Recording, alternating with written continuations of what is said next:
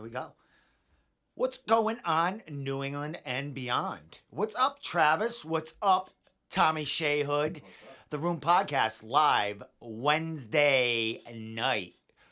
Travis Lizotte joins us tonight to talk a little bit about CES, a little bit what he's been doing behind the scenes, and a little bit about Friday night when we actually go to CES and cover it, and the excitement level of going to Springfield for the enormous crowd that's going to be participating in this great CS70 event. So, Tommy Shayhood, Travis Lizotte, you guys are meeting for the first time, kind of face to face. I think it's kind of face to face, but say hello to each other and what's going on. Couple like-minded individuals around here. Yeah, absolutely. Nothing but like-minded, positive people. That's what we like to see. That's New England MMA. I love what you guys are doing, and I'm glad you guys let me come and hang. Yeah, man. The more the merrier, as far as I'm concerned. As far as like-minded individuals go, if somebody's down with our game and wants to help us create a little bit more buzz, all about it. So it's good to have you, Tommy. Thank you. I appreciate that, man.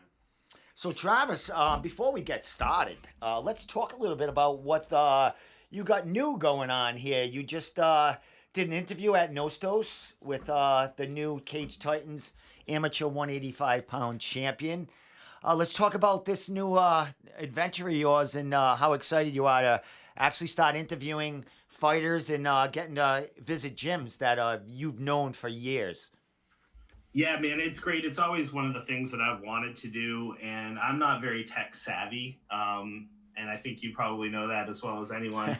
I show up with my Rubbermaid cord and plug in and just do what I do, but so I'm not really like a video editor or anything, so that was kind of holding me back. And then we met up with our guy, the Combat Cowboy, Jeff Clark, and he's got a lot of experience doing similar type activities. So, we got together, he started writing for the site. We started getting together every Monday and Tuesday and just brainstorming ideas on different things that we could do. And after probably 2 or 3 weeks of just brainstorming different ideas, we were like, well, Cage Titans happened. Burke had that crazy knockout of Jadoffer. And I was just like, let's just stop brainstorming these ideas and put them into motion. So Sunday, we went over to Nostos to interview David Burke. It's always a cool feeling walking in there. And if you watch the interview, I spoke about it. I was there when Devin bought the gym. I was there the day he started ripping out old mats and putting in new mats, helping him get it ready. And it was just a shell of what it is right now. So it's cool to see where it's come. There's been a bunch of different waves of fighters go through there, and something I didn't really mention on the interview, but it was mentioned after the fact, which I thought was really cool. I asked Burke what the turnaround was for Nostos, because they've always had, a couple amateur guys in contention here and there, but then I really feel like they got a huge roster right now of guys that are competing for regional titles. And David Burke literally just chalked it up to the fact that Devin's now retired from competition and is taking this head coaching thing head on with all of his guys. I mean, he always has, but he's always had to, train for his fights of his own and stuff, and that takes time. But now Devin is extremely focused on these kids, and it's showing. He's got kids living upstairs in the apartment above his gym so that they can come down and train every day. But yeah, it's just crazy to me. Burke's one of those guys. Also mentioned in the interview, he walked into Devin's gym on a whim in January for the first time, and now he's 3-0 with 3 knockouts and a Cage Titans belt. And it's just hard to put into words for me to tell this kid, like, you've accomplished some shit in the last 8 months. Yeah. This is something that some people hope to take years to achieve. Some people never challenge for a belt. Some people never knock anyone out when they. It's so cool to see the evolution of the gym and the fighters that are training there. Yeah, I mean, long story short, Burke was gonna be moving back out west, and then he found himself at Nostos and really liked what they were doing there. And he's got a wrestling background, which is funny to me because he's knocked out all 3 of his opponents in the first round. So that was kind of cool to discuss. No, it was just so this is one of those things where, yeah, like I've talked about doing these podcasts and things for a while, and now that I have Jeff, who lives less than a mile away from me, with a little bit more technical knowledge of how to put this shit together, he downloaded some apps on his phone, so that one was all done basically by phone. But I know that's how the greatest podcast in New England started out. So you got to start somewhere. And I guess he's talking about me. I love this guy. And I still do it all on my phone. Well, I do a lot of it on my phone. These phones are so technical yeah. these days. That's all you need. You can put logos. You can put video on top of video. And I do that. Sometimes that's how I make all my Instagram videos. I'll take the original clip from here. I'll put it on my phone. And then that's when I can play with it a little bit, add a little more video to it, make that minute clip or a minute and a half clip look really interesting. You know, you can't always do it live and stuff like that. But when I record an interview, if I have the footage, I'll throw it in there. You know, I've been trying to stay away from the copyright kind of stuff going on. But, you know, if I have the footage, I'll throw it in there. And that's something cool you guys did. We had original footage from the Cage Titans fight that Lars recorded, and you got to put that in the beginning of the video, which helps immensely talking about the actual fight when you're talking to the kid. Yeah, absolutely. I thought that was one of those things that we debated back and forth for a minute, whether we were going to put it in the video when we started to talk about the fight. But I'm like, you know, this is our video. This is New England MMA content. I'm not taking the Cage Titans video. I'm taking something that Lars produced the night of, in the fucking moment. This is what we're doing, and I'm gonna lead the show off with that.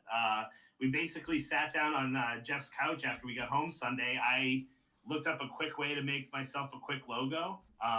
Started messing around with that while Jeff was working on editing the video. It just all kind of came together all at once. But we wanted to be part of something bigger. Jeff has coined the Combat Cowboy name, which is not just a play on or just a way to make a moniker, if you will. But he's deep into, like, he likes rodeo. He does some lassoing stuff. He wants to do lassoing competitions with some of these fighters. He's got all these ideas, and they're really cool ideas for like out of the box content that you don't see every day. So the idea is for me to do one or two of these interviews, him to do one or two of his own interviews, and then get together on like a Tuesday and do a little bit of commentary about each of the video and put it together in like a half-hour show that we could do bi-weekly or monthly. You know, that's kind of the idea behind it. And just to get a different idea, different aspects, things you don't necessarily see every day. I want to stick more to the interview part, but we've also talked about doing like a fight bites type of piece, like where I cook food because I'm a pretty good cook, and you know, we can talk about fights, and or there's also ideas. There's a lot of food trucks going on around here. Bring a fighter to a food truck and have him just break down what he's eating. Like, think outside the box. Do these things that maybe get a little bit more of a network going. I mean, we also both are near and dear to the cannabis industry. We've talked to a lot of local cannabis companies about possibly doing some reviews on their products and things like that. We want to have a couple different segments on the show, so you don't know what you're getting every week, but there's going to be some laughs. There'll probably be some tears. There'll probably be somebody getting themselves hurt. There'll probably be some MMA shit, but we're just going to try to have fun with it for a little while and see where it goes. It's all great content for the website. That's one thing I've been the most proud about our website since we started. We have not copied and pasted a fucking word, and we have 900 original posts on our website since we started. Like, we're machines, Travis. Yeah. We're some machines. One thing I'd like to mention to you and Jeff, I'm sure he'll be watching this, is if you need any, any information, hey, Steve, how the fuck you make this do or something like that, I'm always here, brother. Always here to, pick my brain. And I'm like, because you know me, I'm like, I want to tell people how I do what I do. You know what I mean? And stuff. So. Yeah. Jeff's been really good at, like, if he doesn't know what he's doing, he'll Google it. He'll watch like a YouTube tutorial to how to figure it out, and we're just like walking ourselves through it. He got the video editor on his phone. I didn't have it on my phone. I set up a gimbal that we bought one time when Lars forgot his on the road. I set that up to his phone so that we could use that to do the interview and everything. It's just piecing it all together, and but like it makes no sense in holding things back. We were going to hold back the launch of the website in April, and it just, when you have so much content, so much passion, and so much shit you want to get done, it makes no sense to hold back content when you can just go out there and produce it and learn from what you're doing. Excellent, my man. And one last thing I like to say before we move on is that you are in a key spot for a lot of great promotions, a lot of great gyms. You know, you're not deep in Maine, but you're in Maine to cover them, and you're close enough, you know, to kind of going toward Vermont and New Hampshire that you can get some of those fighters, you know, cover them also. So you're hitting another spot that, you know, I can't get to, and you can get to the gyms, which is like, that content is incredible because, I mean, having someone live with you is so much better than actually having them on video. Not that having you in the room right now, Travis, isn't fucking incredible, but you know what I mean. We wouldn't be able to see your awesome cat.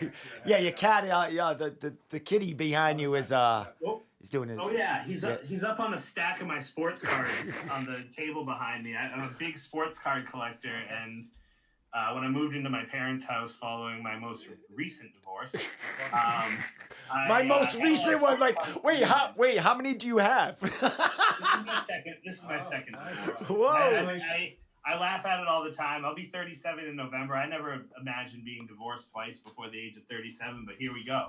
There's a lot of shit that creeps up on you in life that you're just not prepared for, and you just fucking kick it in the nutsack. Just to let you know, Travis is divorced, and that means he is available, I would imagine. I hope so. I hope we're not going for number 3 right away. That's gonna take a lot of walls coming down to make that happen again. But I won't rule anything out. I said I wouldn't get married a second time, and it happened. But you know, life's a crazy fucking story, and you know, hopefully, it's super cliche, but people say all the time, you know, when on your tombstone at the end of your life, it shows the year you were born and the year you died, and the dash in the middle is what really makes your story. So I'm just living it day by day, living in the moment. Let's go, man.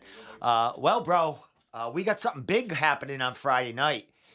We have CES 70. We're going to be there. We're going to be covering it. We're going to be running around. You're going to be, I would imagine you'll be doing play-by-play as always. Lars will be doing some video in here and there, and I'll be chasing anyone down who wants to get a word with me after their fight or before their fight. But, bro, let's talk a little bit about the card. We're not going to break it down, but we're going to talk about some key matchups and our thoughts on them. And, you know, we got 2 title fights happening and a whole bunch of other fights that are really exciting and have lots of potential ahead of, you know, after the outcome. So, Travis, let's jump right ahead with the main event, the 145-pound featherweight world title for CES, man. Out of the blue, Dan Dubuque comes in to challenge Nate Garib for that, you know, that title, man, a vacant title. What are you thinking about this matchup, and were you just as surprised as I was when it was announced? Yeah, man. I mean, there was no surprise that Nate was challenging for a title. That's not a surprise whatsoever. He's earned that spot since he's joined the CES roster. He's done nothing but impress. So there's no what the hell's going on when that comes up. But Dan Dubuque. Oh, where'd he go? His cat. Get back. Come on. I think we might have lost him unless he comes back. Yeah. We were just getting to a good time. I know. Well, we'll stop at but Dan Dubuque. So I'm gonna call him back. Yeah, he's already sent it. Yeah, because he lost signal. So. All right. Good name, man. Hopefully it calls him back. Yeah. Well, where is it? There it is. No, he's just all right. Let me go. Where is he? Wouldn't it be right in here? I'll find him. It's under Travis and Lars. There it is. Right there. All right, let's give this another try. Let's go, Travis. The connections out in Maine aren't as what they used to be. All right, so you join the call. Oh! Sorry, guys. Oddly enough, power went out at my house. Oh wow. Did it? Did it just go Yeah. out? It just randomly power went out. Well, I mean, it works, man. I mean, now you're on your phone. You know, it's just, you know, we don't see the cat anymore, which it sucks. But no, we're good with that. You want to lean your phone, Travis? Lean your phone against the laptop or something, so you don't have to hold it. We're good. Yeah, I gotcha. At least the power came back. No, he's on his phone. Oh yeah. Oh no, he's got a. I mean, the power is back, but I'm not gonna trust the internet reconnecting. However long that's gonna take. Yeah, right. So we'll just do it from my phone. All right, man. Looks good. Sounds I mean, yeah, it came right back. Yeah, let me just make you a little larger here because that's what we do here. All right, so Travis, you were saying, you know, no surprise that Nate was getting a title fight. You know, I didn't know if it was going to be 155 or 145 because he was calling for either one. But you mentioned Dan Dubuque. Let's give your thoughts about Dan Dubuque coming in out of left field after over 3 years not fighting for CES, more than 2.5 years not fighting at all in MMA. Talk about it. Yeah, no, it's just crazy. I fully expected them to find somebody outside the region to challenge Garib here, and just to, it's. I didn't even see Dubuque on the radar whatsoever, and I don't know how you could where he hasn't fought in 2.5 years. I mean, it's a cool matchup if you think about it. It could be somewhat of a changing of the guard as far as the 145-pound division is concerned because Dan's been there before. Great fight at CES with Boyington, back and forth battle. He's been in some big spots. And it's gonna be a challenge for Nate. Nate hasn't fought anyone with quite the resume that Dubuque has, so it's a tough matchup in my eyes for both parties. Dan coming back off a 2.5-year layoff to fight the pretty much one of the toughest 145ers unsigned in the area, and you know it's a tough one. Nate's gonna get he's gonna get a challenge here, but that's good because that doesn't always happen on these regional promotions, especially within the region, with two guys showing down for a title. But it's how it should be in my eyes. But we're so used to these out of towners coming in and getting these title shots. But if you really want to be the king of New England MMA, you should fight another New England guy to prove yourself in my eyes. So it's really a matchup that's intriguing to me in that sense that we don't see a whole lot of these, you know, hometown guy against hometown guy for titles. Just doesn't happen that often. Well, definitely that's happening because it is in Springfield. It's not too far away from like some of their fan base or a lot of their fan base. They can sell Springfield, Mass. Aren't their fan bases out of New York though? No, they're all they're Connecticut, but they're all over, you know, that area too, Dan. Like they just sell mad tickets that way. But as far as you know, I spoke to Dan and you know, he trained with Nate and Dan has spoken about, you know, he hasn't gone anywhere. He's been training and training. He's had some injuries and stuff like that. But he says he's, you know, always in shape. He's never gone away. It's just, you know, he COVID happened and, you know, fights would fall through. He got married and all this other stuff. You know, it's like a switch here because when Dan fought for the title, the CS title against Boyington, even though Boyington was the champion, Dan was they were looking at Dan as the guy because Dan was fighting in his backyard, right in his backyard at that point. I think it was, what was it, Hartford or Connecticut? It was Connecticut at that time. It was Hartford, I think, yeah. So they definitely wanted to push Dan there because he's selling millions of tickets. Now it's 3 years later and it looks like the tide has turned. Now they're high on Nate. You know, Dan's coming in as this older guy. You know, Dan knows exactly why he's coming into this fight. They want Nate as their champion. He's a young dude. He's fought, 5 fights for them or so. 4 or 5 finishes out of that. He's got a finish in every one of their fights, except for with the Tom fight. Yes. So, which was probably the best fight of his career. yeah, and the toughest, probably his toughest opponent, even though Tom Pags is not a huge veteran, a ton of pro fights. The kid is he's a prodigy in his own right there. So, but, it's just funny to see the tide turn. Like, Dan comes back but Dan could be that spoiler. Dan has never been finished in his pro career. Right. He's 8-5. He's gone to decision probably 90%. Well, I think every fight, 100% of his fights, of his pro fights. Did I lose him again? All right. Yeah, 100% of his pro fights, it's gone to the distance. Yes. Yeah. So he's known for going to decision. He's known for going to decisions with tough dudes. That can be an issue for somebody who hasn't seen as much time in the cage as somebody like Nate. There's something to be said for he's got 13 pro fights and they've all gone to decision. 2 or 3 of them have been for titles.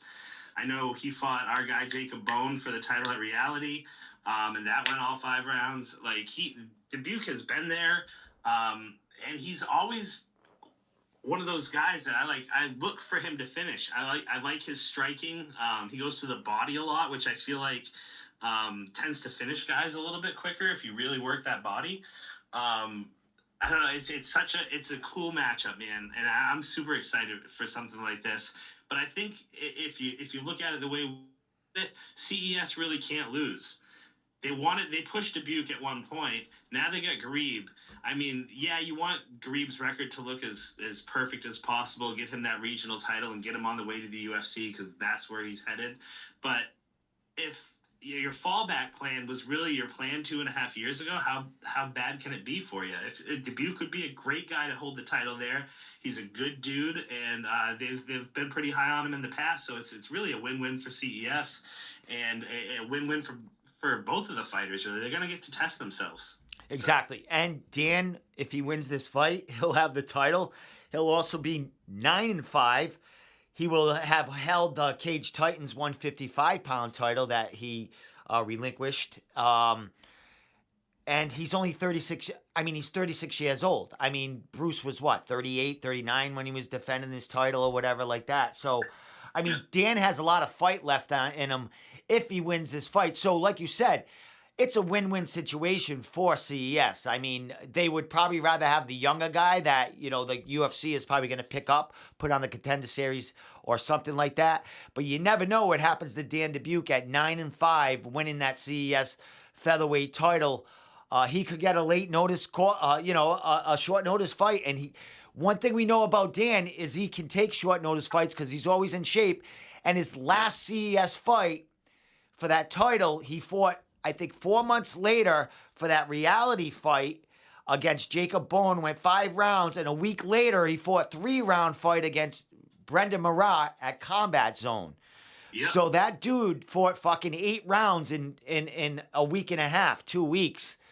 And that fight against Marat could have went either way. Yeah, absolutely. There's a lot of fights that Dan's gone to decision that could have gone either way. I know it surprises me that he's so technically sound and he strikes with the power, and just for some reason he hasn't been able to put somebody away. I'm looking for him to put someone away. Like, I want to see Dubuque finish somebody. Well, one thing necessarily to be Grebe. His last finish was against Jimmy, the Tooth. At Cage Titans for that 155-pound title. So he can do it. I mean, Dan's good everywhere. And Dan puts himself in tough situations as far as on the ground and stuff. He gives up his back a lot, but he rolls out of it constantly. Yeah. I don't want to totally break down his game or both of these guys' game, but they both have fucking game. This is a great fight. They've trained together recently. As close as Nate's last fight. So they know each other. So it's going to be a weird fight. As far as the crowd and the gyms know each other. It's kind of strange. Yeah, I mean, it's gonna be a weird one to cover because not that I ever really openly root for one guy in a particular fight. Maybe I do when he's fighting an out-of-town guy, but this is one of those, like, it's flip a coin for me just as much as it is for the people showing up, the fringe fans that are showing up, the casual fans that are showing up on Friday night that don't know either of these two guys. It's weird. I want to see Nate succeed. I want him to make it to the UFC, but I don't hate Dan winning a belt. Well, one last thing about this fight before we move on to that other title, and then a couple more fights, that we could cover, and then we'll move on to the night or whatever. But I think Lars, since he can't be here tonight, he blew us off for reasons that we can't talk about. I think maybe tomorrow he should put up a survey or a vote, or who do you think, something like that they can vote on something. Maybe give a shirt away or give something random away for people to tune in and vote. We can do it on Facebook, and we can do it, I think, on a group page too. We'll figure it out, but we'll do a vote on who do you think is going to win that matchup. Yeah, I mean, it's as pure of a New England MMA vote as you're going to get. With the gyms knowing each other and those guys training together before, it's not like you're going to get a huge bias. I think it's a great fight to put out there and see what people think. All right, my man, let's move on to that next title fight with Mitch Raposo coming back for that CES flyweight world title. It's a no-brainer that Mitch should be challenging for that title. The dude he's fighting has some not history with Mitch, but his training partner does have some history with Mitch on the Contender Series. Let's talk a little bit about this matchup.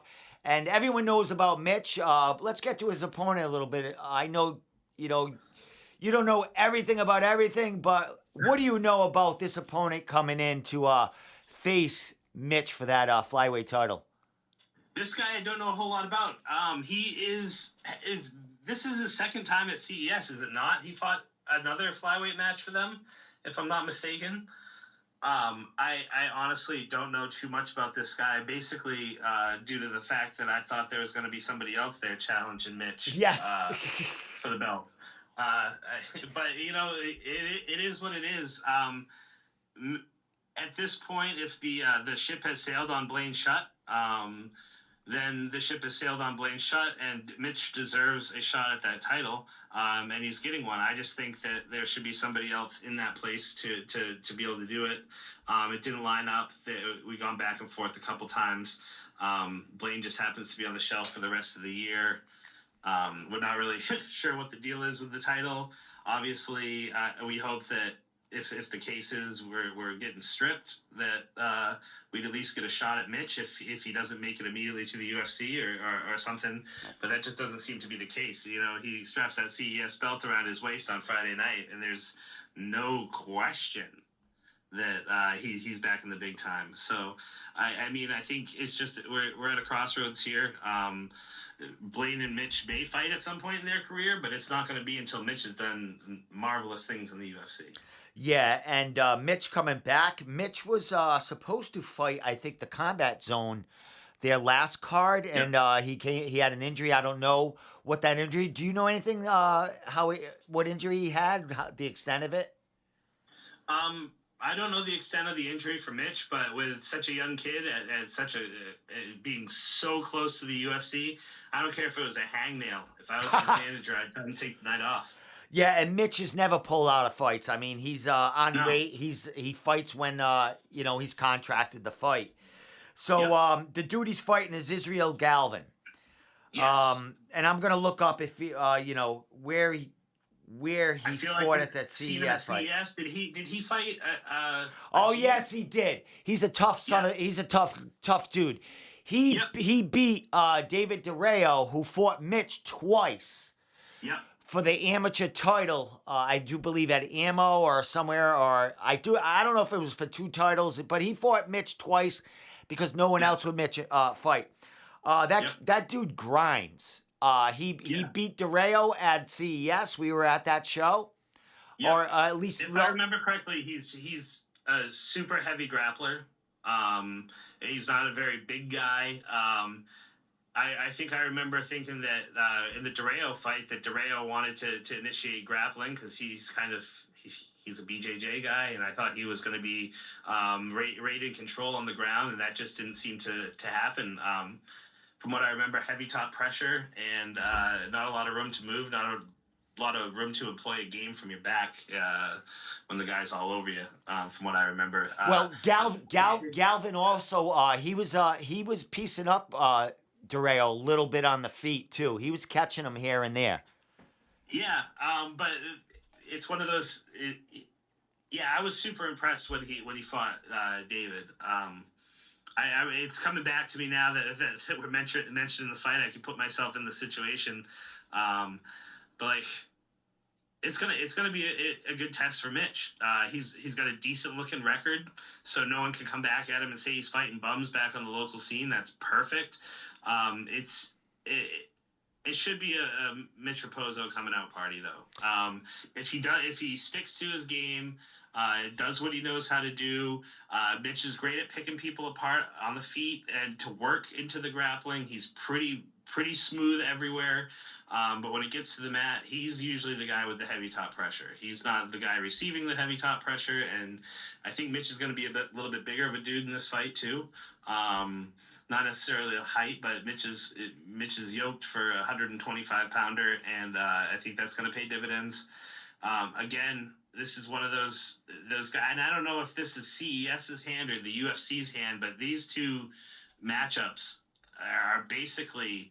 It should be considered almost a contender series because you know damn well Sean Shelby and the boys are sitting back and watching these two fights on Friday night, thinking could possibly be our guys very soon, and that's Garib and Mitch.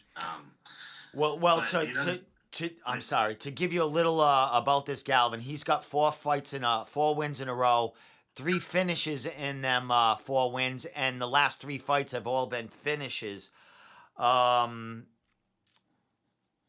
He's a good fight. I mean, if like you said, if Mitch wins this fight, which you know he should, because Mitch is just a fucking we know what he's capable of. Mitch is going to be a champion. Absolutely. He's going to be a champion someday. Yeah. This kid is one of his toughest opponents right here. And go ahead. That's what he needs. I mean, he fought tough guys on The Ultimate Fighter. He's fought tough guys out in Vegas. You can't reestablish a resume as a young kid like that with bums. He's got to be fighting the best guys they can get in there because he's headed to the best guys. Whether he beats an 0-2 guy or he beats a 7-5 guy, he's on the cusp right now. You strap that belt around his waist, and he's going to be fighting guys that are 18-6. Like, he's going to be fighting top competition when it comes to the UFC, and that's what I feel like we really need to establish in New England is getting these guys the fights that they need to showcase their skills while also testing themselves to allow them to not only get to the UFC but succeed in the UFC and have some staying power. I liked taking tough fights as a young kid. He's not undefeated anymore. He doesn't have to keep that unblemished record alive. The UFC has seen what he's capable of. Now just go out there and get some quality wins and show what is going to make a future champion, really. Dude, if you look at Topology, they have a lot of mistakes. This isn't like live people doing this and button heads and shit like that. But they have this guy is ranked way higher than Mitch in the United States. Yeah. Of course, Mitch is number 1 in New England. This guy is like number 5 in Nebraska. What do we got here? They got Tapology has Mitch winning 95%.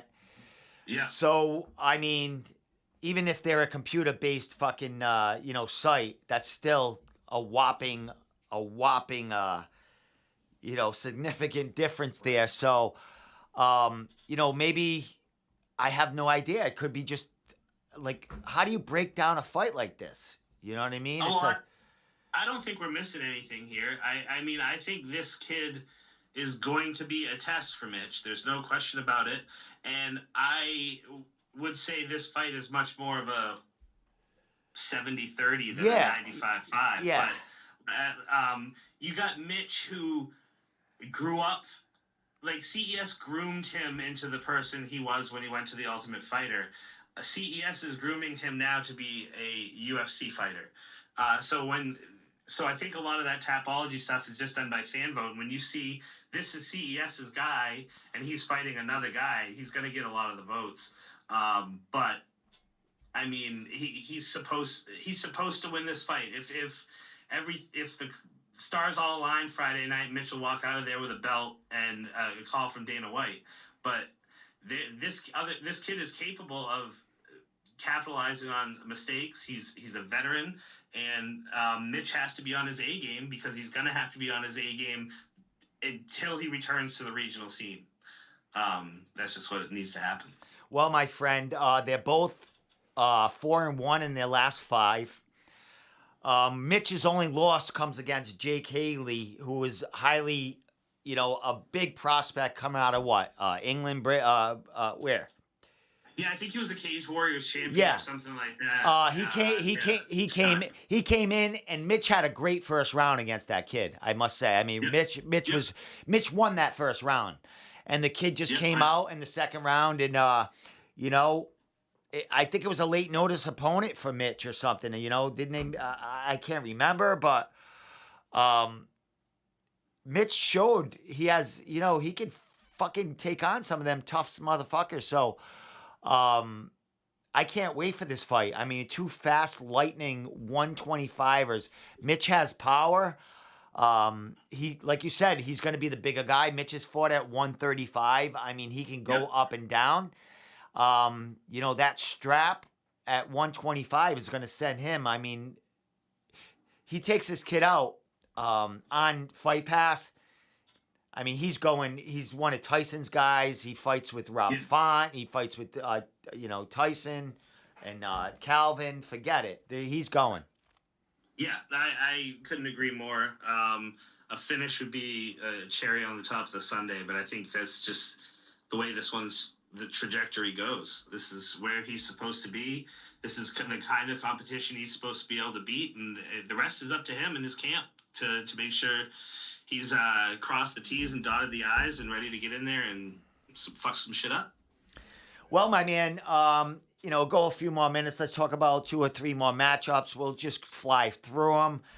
But I think it might be his first time fighting. Ali Zebian, is this his first time fighting for CES, or has he fought for them before? Yeah, we haven't had him fight for him before.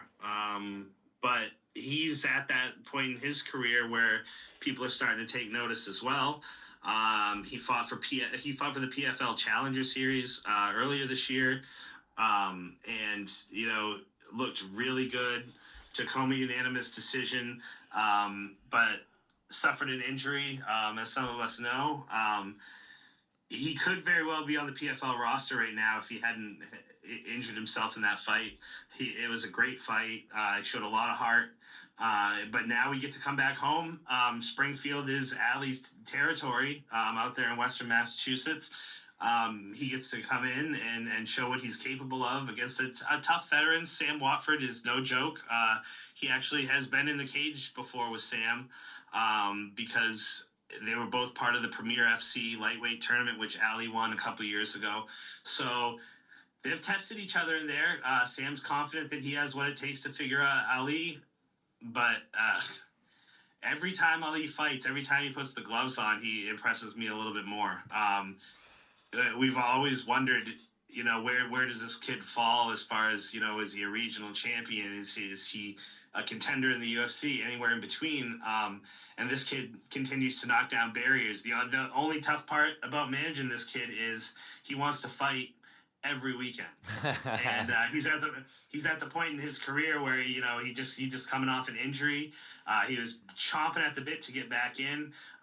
He's at the point in his career where we got to take some smart fights, because he's got the potential to making it to the next level. He just hasn't quite notched that yet. I mean, sky's the limit for this kid. I really have to say it. He's an undersized, but what he makes up for it in grit. He's in there to go out on a shield or take somebody with him. And I love the fact that I'm a metalhead, so he comes out to some pretty harsh metal music, which gets me going too. So I can't wait for his walkout on Friday. Well, one thing about that metal music is Ali is an accomplished drummer, a hardcore drummer, very, very good drummer at that fucking blast beats and all that other shit. He's and he fights just like he drums, man. He's aggressive, trying to pick you up and slam you, and just take the wind out of you for as long as it takes. I mean, he outlasts the opponent. He's a good dude, kind of under the radar, because he has not fought for the. I mean, he was stuck in Premier for a little while. Not the best promotion to promote you and carry you to the next stage. Fought for Bellator a couple of times. I think he has. He might be 1-1, 2-1 there. His only loss there, I think, is against Matt Probin, which was a split decision loss. That could have been either way. A fight that Ali still believes he won that fight. Ali has fought for LFA on short notice against a UFC fighter that he took into deep waters and took everything out of that guy to not be embarrassed and lose a fight against a dude just coming in on late notice. So Ali is a motherfucking gamer. Fought Peter Barrett, Cage Titans, in a war, beat him, and now he's going to CES, where Fight Pass is going to actually be able to see what this kid has. A grinding, unstoppable, gas tank, and he just keeps coming, man. Just keeps coming at you. Yeah, I mean, if there's a canvas, Ali Zebian's going to try to beat you into it. Like, it doesn't matter who you are. It's just one of those things. It's gas pedal and keep up with me, and if you can't, he's going to put you away. I love that about him. He's not afraid to go toe-to-toe with anyone. This kid he fought for PFL, Blackie, I think his name was, Australian dude with a perfect record, and Ali just, big brothered him, really. And that's what I love to see. Can I say one thing about that fight? Ali's a 155er. He fought that fight at 145, and he hated it going down to 140. He said he will never go to 145. So he wasn't fighting at his best weight. It was a potential for him to get into PFL. So it was a sacrifice cutting weight to get to 145 to fight on that card. But he doesn't want to fight at 145. So not only was he fighting 10 pounds lower, killing himself to make weight, he had an injury in that fight, and he still came away with a decision at the end of the bout. So that kid, man, you gotta stick a dagger in him to beat him.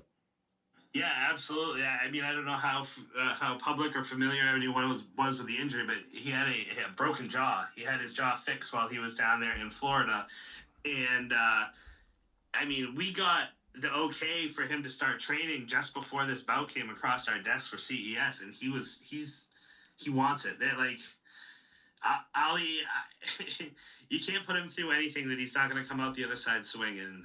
That's what we've grown to love with him, and we want to get him all the opportunity we can. We just want to make sure the moves are smart, and he's headed in the right direction. Excellent. A couple more fights, and let's get the hell out of here. I got to mention Kenny Champion. What's he, 43, 44 now, going to fight back at CES. He's going to have a ton of friggin' people there. He is Underdog FAA guy, Dan Dubuque friend. He's also a Nate friend. I mean, they all training together here. So, Kenny Champion going back in there, kudos to a, 43, 44-year-old guy there. Making it happen. And, Kenny talks about how he got a late start in the MMA. Probably got started around 30, 33 or 34 when he started really training MMA. Wow. And here he is at 43 fighting for fucking CES. He's fought for Bellator, fought Cody Law, I do believe, at Bellator. Got finished, took 3 rounds to finish him, I do believe. Kenny Champion is a gamer, and he's a true champion to all the people that follow him, and he inspires. A good dude, man. Yeah, I had a conversation on the phone when I first started getting to the management gig with Kenny Champion, and it wasn't about managing him. It was just some questions he wanted to bounce off me, and gained a lot of respect for that man in about an hour conversation that I had with him on the phone. He's as real as they get, and he kept telling me, he's like, my age might say one thing, but I've got the body of a 25-year-old, and I'm gonna ride it out. And there's no question, the dude's chiseled. The dude is in shape. And yeah, to take 3 rounds from Cody Law, I don't even know if anyone's done that since then. Like, the kid's crazy good. So yeah, I'm happy to see Kenny back. It's nice to see him at CES and not in one of the Western Mass promotions that aren't really going to be able to showcase his skills on more of a national level. He's a good dude. No one's going to believe this kid's 43, 44 years old when he gets in the cage and starts throwing it around. He's very talented. He puts a lot of effort into this, and he is a class act all around. Kenny's one of my favorite dudes to talk to and just keep up with on social media and things, because he's got a positive vibe. And I just mentioned this today at work to a bunch of my peers. I've lived my life to the point where I don't have time for negativity, and there's never anything negative coming from that man. So, Mr. Mine, I'll be rooting for you on Friday night. Excellent, man. Shout out to Kenny Champion, man. A couple more. We have Harris Bonfiglio. Been killing it in the cage for CES. He's one of their big prospects. He flies under the radar. He's not a big social media guy. Gets it done. He's coming off a huge matchup, a beating of Richie Santiago. Richie had been on a huge slump as far as wins, but Richie is still one of those dangerous opponents that, at one point was a number one, number two flyweight, bantamweight in New England. And he went in there and finished him pretty quick. But, I would have thought Harris might have jumped up in competition going into this. This is a fight that I expect as a late notice opponent coming in. I hadn't heard that Harris was on the card for the longest time. So maybe he was lined up somewhere else and it didn't work. Maybe, I don't know. This has been matched up for at least 3 weeks to a month. Yeah, it's not where I want to see him. You don't go from Santiago to somebody without a win. Well, actually, he has one win against against a fluke win. Yeah, but either way, listen, it's just not the fight I would put him in. He's at a much higher level. There's got to be somebody that can challenge him. This is the frustration I have with people showing up to the UFC and not getting the real challenges that they need to. Yeah, Santiago was a huge challenge. I'm as big a fan of Richie as you can imagine, through his whole run in CES and stuff like that. And that's a big win for him. It's not much of a follow-up, in my opinion. We need another big win, because he is on his way also to fight some tough dudes when he makes it, to the next level. I can't see anything happening on Friday night that doesn't allow Harris to come out with his hand raised. He's taking on Cody Murray. Cody has a win. Cody, a win against Miguel Cuevas. Miguel was what? I don't even know Miguel's record at that point. Was it like his pro debut? Oh, it was his pro debut. All right. Miguel made a mistake. Cody got him a quick arm triangle, I do believe, and it was good night. It was within like 35 fucking seconds. I love Harris. I think he's an incredible fighter. I mean, dude, if you're going to get a fight in your life, it's all about wins. I mean, he's close to getting that contender shot. He's under top game management now. So it's at this point, it's about, he's kind of, I would imagine they're thinking that fight against Richie and that he's been finishing people left and right, Harris, that, maybe one more fight to get him to the UFC, and they didn't want to make it his toughest opponent, to date. I get it. As a management side and getting him to, I get it. But as a New England fan and want to see like a matchup and want to see this kid challenge himself, it's not a matchup I'm excited about. Yeah, I'm not taking anything away from Cody Murray. Cody Murray does a little bit of everything, and he's very vocal on social media about it. He's done the bare knuckle thing. He's done the pro wrestling thing. He's done the MMA thing. It's just one of those things where Harris is a pro MMA fighter. This guy has dabbled in a little bit of everything.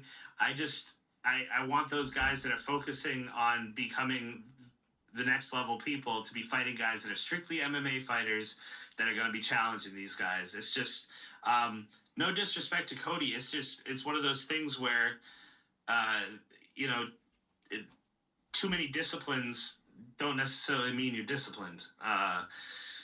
So I don't know. I like Cody. I think he's a good guy. He's probably going to sell a bunch of tickets because it is in Western Mass, and he's from Vermont, so it won't be that big of a trip for his fans to come out and watch. A shellacking. Yeah, I was just hoping for a little more. Well, let's move on to our last one here. We did have a fight I believe has fallen through because I've seen the opponent has a fight in October for Combat FC. The Dicinal and Chris Mutino fight I believe is off because Dicinal is already on posters for a fight next month. So I have to say one thing before we move on. It can't be Dicinal that pulled out because unless he said, screw you, CES, I don't want to fight for you for no reason. Let me fight for these guys.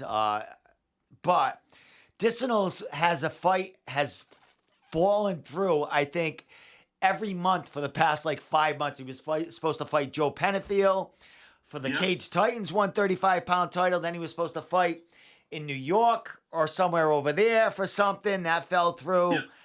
He came to CES. He's going to fight Chris Mutino. Great matchup. You're like, oh, this fight's going to go on. No one, pulls out. This is a fight that's going to happen.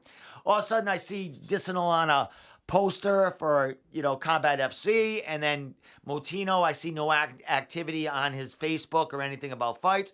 That fight is no longer on Tapology. Yep. So all I want to say is that fight is scrapped.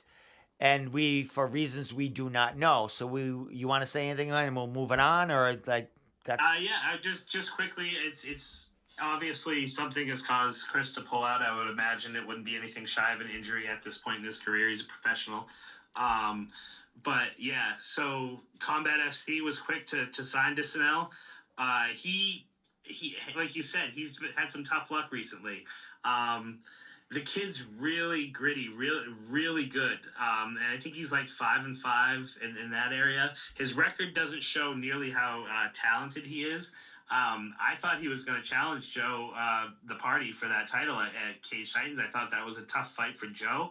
I thought this was a tough, gritty opponent for Mutino. And I was really excited for that fight because I thought that was going to be a war. Both of those guys are super gritty, super tough, and that was going to be a fun fight. But so now Chris is lining up at Combat FC 2 against Rico DeShulo. So that should be another great fight. I'm happy to see Rico stepping it up in competition on the local level, and Dicinel is one of those guys. It's going to be a fight pass thing, a huge fight. This could be the next opportunity for Rico. All right, Guy. Last fight that we're going to talk about, the Pride of Springfield, the Jungle. The Jungle is going to be in the house fighting for CES on Fight Pass. The crowd is going to go nuts. A cat. I see it's the fucking cats in my mind. Pat, I don't know if he's he's still there. Pat the Gorilla Ninja Casey will be fighting in Springfield. Let's talk a little bit about it. He's got a late notice opponent, a tougher opponent in my book. I agree. Even though he's on a little losing streak, his opponent's tough. A lot more cage time than the other opponent had, and Pat didn't have as much time to train for this. So let's talk about it. Still at welterweight. Talking to Pat said I signed a contract for welterweight, and that's what I'm sticking to. This guy needs to make weight. Talk about this fight, Travis. What do you know about Pat's opponent? You'll have to refresh my memory on his name. Amon Takashian. I got it right here. Wait a minute. Pat, I got Casey's notes right here from my interview with him. So, Perfect. Albert Tavoisian. Tavosian. That's how. Yeah, Albert The- Tavosian. the So Ca- he the- fought the- Justin Sumter. Yes. If I'm not mistaken. And beat Justin Sumter. No, he beat him in the first round. Yes. Naked choke. Other way around. But he's fought at heavier weights. But Pat's fought at heavier weights. This is really tough for me because Pat hasn't had a whole lot of guys step up on the regional scene. We've had to take him to Bellator to get him some actual real gritty challenges. And we did that. He lost a split decision to Daniel Madrid at Bellator. This kid is capable of hanging around with anyone, so we weren't really scared of a different opponent coming in. When we signed with Daniel Madrid, I think he was 20-6, somewhere in that area. So it wasn't about it. Right now, this is Pat Casey doesn't care if he's fighting a tank on Friday night. He's fighting in his backyard. He's going to have 300 people in the stands cheering his name. I mean, the guy can be as tough as he wants, but when Springfield comes out and represents, when the jungle's in the building, there's going to be a little bit of different feeling.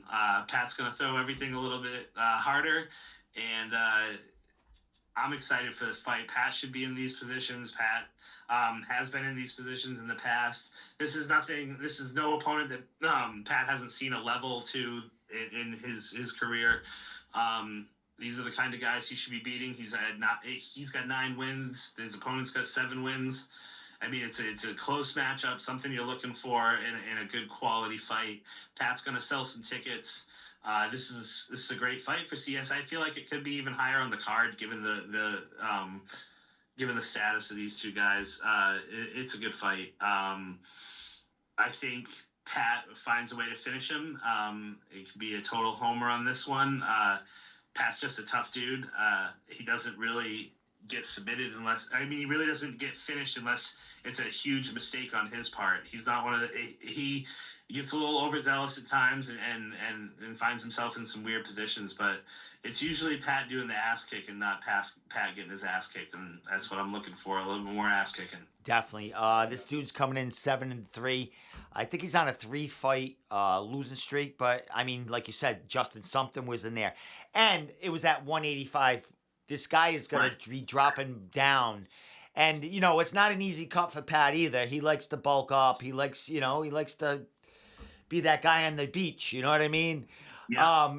But Pat's a true professional. He's cut all the way down to 155 when he's need to. So 170, he's going to get there. As far as this guy coming in, I'm a little nervous. He might show up on the scale a little heavy, but that's a little more money in Pat's pocket. It doesn't matter anyway because I know fight night, Pat's going to be a fucking tank when he puts that weight and water back in his system to bulk up for that fight night. Yeah, man, he only buys those silk shirts in one size, and he's going to fill them out on fight night. So. That's fucking awesome. Well, last thing, Travis, we're going to be there. Man, how excited are you to get there and be in Springfield? I don't know if I've been to has CES been to this before? Like, what, who was on the card the last time they fought in Springfield? I can't remember. I've been to the Springfield, this venue, probably 2 or 3 times now. It's a good venue. I'm not a big fan of untiered seating, but they seem to do it well enough that it works. A couple screens around usually, so you're not missing any of the action. I'm excited, man, just to be back at CES. I've missed a couple cards for them. I don't even remember the last one I had the opportunity to cover for those guys. And I mean, Jimmy always treats me, with open arms, invites me with open arms. I like the promotion. It's fun. That's where I started writing at CES 39. That was my first event covered, just as well as I do. But there was a while there where I was almost exclusively covering CES. So there's always a little nostalgia value when you're back there, fight passes rolling and stuff like that. I'm always super excited to be in the building for that. Excellent. We had a blast at 69. Yeah, you guys were covering Combat FC, and Tommy and I went and covered CES. Right. The last card at, was it the last card at Twin Rivers? Yeah. I do believe it was the last card at Twin Yeah. Rivers.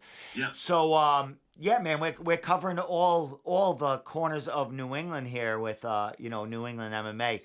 Well, Travis, we've been going about an hour, man. I need to go to the bar, get a beer, maybe sing some karaoke.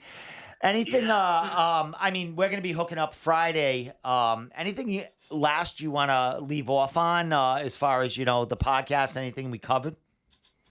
Yeah, I just want to quickly let people know that we haven't forgotten about NEF happening this weekend.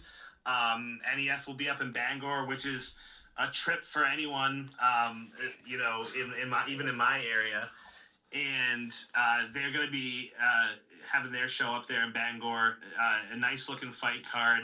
And we're lucky enough to have Jeff Combat Cowboy going up there to do some live play-by-play and possibly do some interviews and stuff like that. I know I already talked to Matt Denning about meeting up with him and trying to maybe lasso a dummy or something after he gets in there. But whatever it is, I'm happy that we're able to reach out to different corners of New England. Jeff's really providing us the opportunity to do this. He's come to a couple cards with us, and I think he's fully capable of keeping our fans in touch with what's going on, even if we're not there. So get excited about Jeff on Friday night just as much as you're looking at my play-by-play for CES. I hope you're looking at Jeff's and supporting him and supporting NEF up there in Maine too. Excellent, man. New England MMA is killing it, man.